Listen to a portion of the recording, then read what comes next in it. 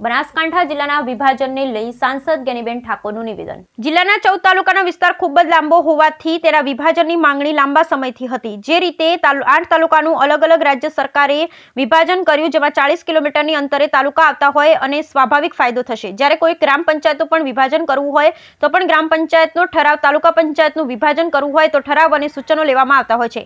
પણ આ વખતે કોઈ સરપંચ, તાલુકાના આગેવાનો કે ધારાસભ્ય કે ચૂંટાયેલા પદાધિકારીના અભિપ્રાય લીધેલ નથી। આ એક તરફી જિલ્લાનું વિભાજન છે। લોકોને વિશ્વાસમાં લઈ વિભાજન કર્યું હોત તો બધા રાજી હોત। અંતે હું માનું છું કે ખૂબ મોટા જિલ્લાનું વિભાજન થયું છે, તેનાથી થોડો ઘણો લોકોને ફાયદો થશે। બ્યુરો રિપોર્ટ ભરત ઠક્કર।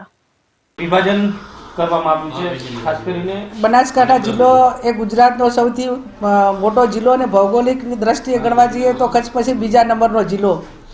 14 જેટલા તાલુકા, નગરપાલિકાઓ અને એનો જે એરિયા છે એ ખૂબ લાંબો હોવાના કારણે વર્ષોથી બનાસકાંઠાના લોકોની માગણી હતી જિલ્લાના વિભાજન માટે।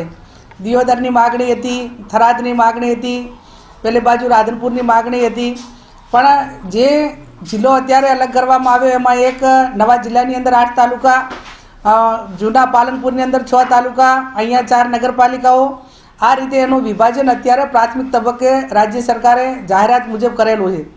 તો અમારી એક જ માગણી, વિભાજન કર્યું હોય, નવો જિલ્લો બન્યો હોય એનો આનંદ બધાને જ હોય અને અમને પણ છે। લોકો એને જે કંઈ જિલ્લા કક્ષાએ જવાનું હોય તો ઓછા કિલોમીટર ભૌગોલિક દ્રષ્ટિએ વિચારીએ તો 20-25 કે 40 કિલોમીટરમાં જે તાલુકાઓ આવતા હોય એને સ્વાભાવિક ફાયદો પણ થશે। પણ સાથે સાથે કોઈ પણ વિભાજન કરવું હોય ત્યારે પંચાયતનું વિભાજન કરવું હોય તો પણ ગ્રામ પંચાયતનો ઠરાવ લેવામાં આવે છે। તાલુકા પંચાયતનો નવો જિલ્લો તાલુકો બનાવવાનો હોય એ ટાઈમે પણ અનેક વખત સૂચનો લીધેલા છે। આ વખતે હું માનું છું ત્યાં મારી જાણ મુજબ કોઈ ગ્રામ પંચાયતના સરપંચો હોય, તાલુકાના આગેવાનો હોય, ધારાસભ્યો હોય કે ચૂંટાયેલા પદાધિકારીઓ હોય, એમનો કોઈનો પણ અભિપ્રાય હું માનું ત્યાં સુધી લીધેલ નથી અને એક તરફી કદાચ આ જિલ્લાનું વિભાજન છે એટલે કદાચ લોકોને બધાને વિશ્વાસમાં લઈ અને જિલ્લાનું વિભાજન કર્યું હોત તો બધા રાજી પણ રોત।